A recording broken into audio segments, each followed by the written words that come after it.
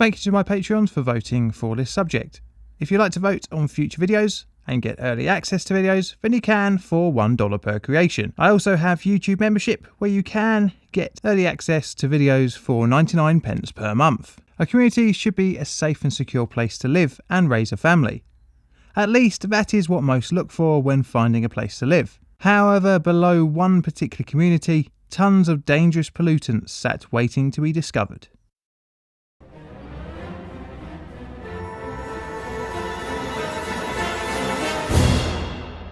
It's August 1978, and for the first time in US history, emergency funds are to be used for a situation other than a natural disaster. President Jimmy Carter declares a public health emergency in a community near Niagara Falls, and would be the first entry in the Superfund list.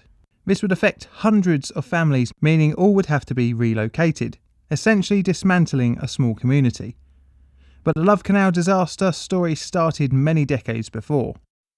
In 1894, William T. Love began to dig a canal between Upper and Lower Niagara Falls City in New York, which is around here on a map. The cutting was intended to be used to provide hydroelectric power to his dream of a model town. Love's plans were shattered by economic difficulties and an alternating current, which negated the need for locally sourced electricity. The canal by 1910 was 3,000 feet long, around 80 to 100 feet wide, and between 7 and 16 feet deep, with one end around 1,500 feet from the Niagara River. The ditch went out of use for many years, filling up with water and occasionally being used for swimming by the locals in the summer. However, the municipality decided the big ditch would be perfect for use as a dump. Throughout its use as a dump, little care was taken to the future of the land. The disposed waste lay in the canal without adequate protection to the environment. In the 1940s, the Hooker Chemicals and Plastics Corporation, looking for a new dump site, bought the canal, including the banks, and lined the cutting with thick clay. For 11 years between 1942 and 1953, Hooker Chemical dumped between 21 and 22,000 tonnes of chemical waste. Around 200 types of known chemicals were disposed of at the site. For example, lindane, which in large enough doses can cause damage to your nervous system. Hooker Chemical in 1953 sold off the land to the Niagara School Board for a princely sum of $1, and the dump was covered with soil. The Niagara School Board had been inquiring about the land as early as 1952. Originally, the chemicals company had sought to deed the land to the board for the sole use of a park. This was refused by the board, and instead the land was sold for $1 with an extensive contract limiting any future liability to the company from the waste buried below. As the housing needs in the Niagara Falls area increased in the 1950s, the now covered over Love Canal started to see development, starting off with the construction of the 99th Street School in its originally proposed location. However, after construction works had begun, some exposed waste led to the project being slightly moved, for fears of foundation issues due to the unstable ground. After the 99th Street School was completed and began teaching its some 400 students, another school, the 93rd Street, opened. After completion of the two schools, the committee sold off the remaining land to private and city developers for housing. Due to land being sold on, the dangerous chemicals were unknown by the new property developers. During various works in the area, including building of sewers for the new properties, the clay cap and protective walls to the waste dump got damaged. Because of the lack of knowledge by the developers for the dangers below, no contamination monitoring took place. The damage to the clay linings allowed the deadly chemicals to seep into the ground and be washed away by rainwater. During construction work on the LaSalle Highway, some of the chemicals managed to find its way into some of the houses' backyards and basements. By 1972, nearly all the houses in the area were built, with many having their backyards adjacent to the old dump site. Throughout the 1960s and early 1970s, various residents complained of strange odours, minor unexplained fires, and odd puddles of chemicals.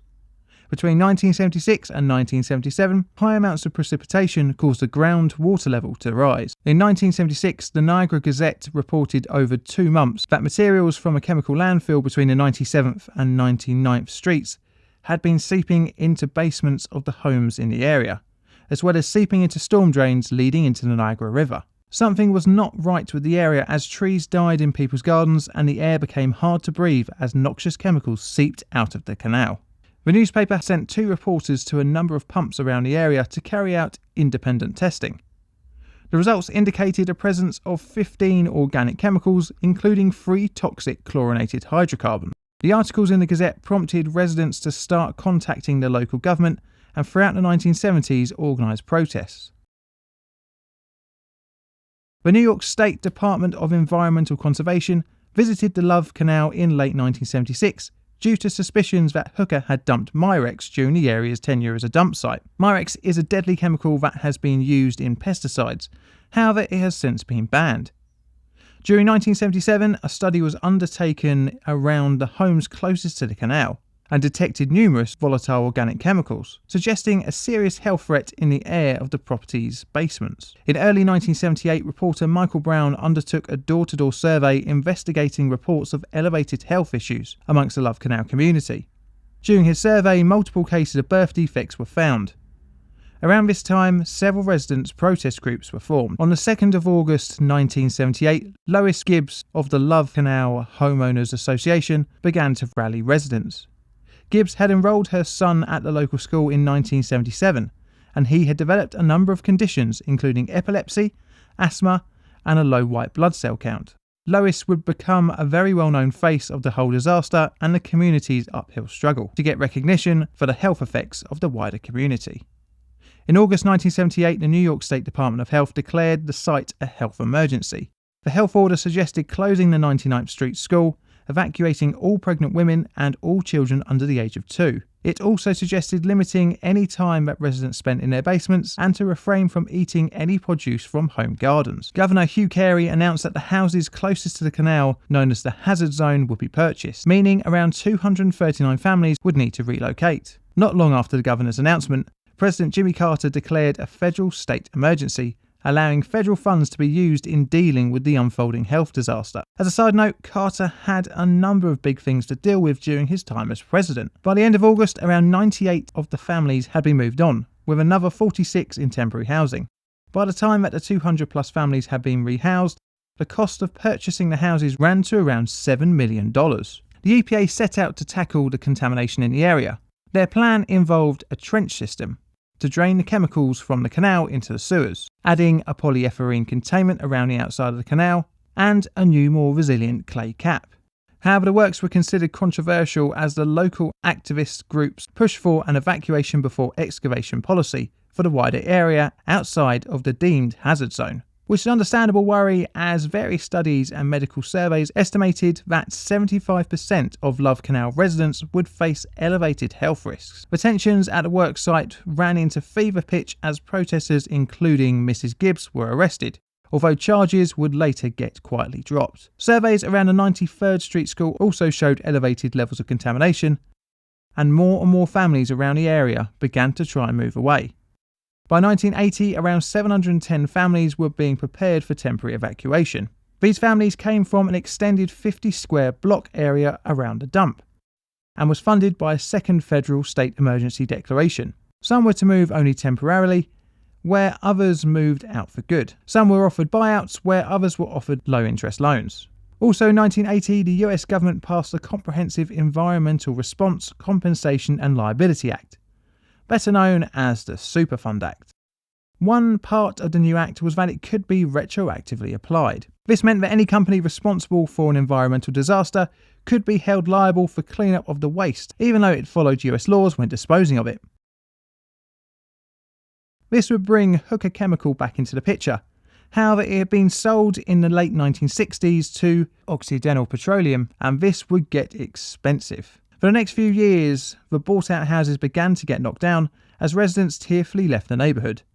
2 rings of houses immediately around the canal were condemned, however it was unknown if any more houses were habitable. In 1982, the EPA confirmed that the properties outside of the initial 2 rings of houses would be habitable again. Around this time, the EPA found that the dioxin levels at the canal were 100,000 times the toxic level for lab animals. In 1984, Occidental settled with the residents a $20 million lump sum.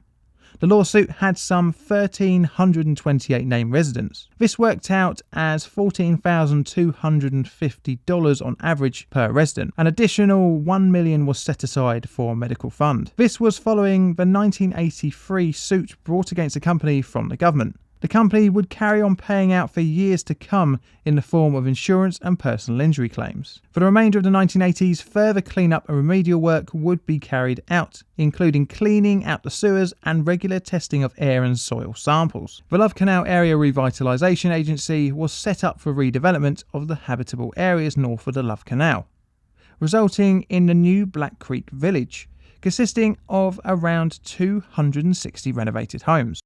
About 150 acres east of the canal were sold to commercial developers for light industrial uses. The health effects on the residents were drastic, with around 33% of those tested in 1979 had chromosomal damage. Higher than the national average were reported of low birth weight children, as well as higher birth defect rates, and sadly higher miscarriage rate. Reports of high white cell blood counts, a precursor to leukemia, were also linked to the disaster. After 20 years of cleanup efforts, estimated at around $400 million, the EPA delisted the canal in 2004 from the Superfund list, although it was largely symbolic as the area continues to be monitored. After a 16-year court battle, Occidental agreed to pay $129 million to the government for the cleanup. In a total, around 950 families were affected at the Love Canal disaster. Thank you for watching. I hope you enjoyed the video. If you'd like to support the channel financially, you can from $1 per creation on Patreon, or for 99 pence on YouTube. I have merch if you fancy my face on a t-shirt, and I also have a Twitter. And all that's left to say is thank you for watching.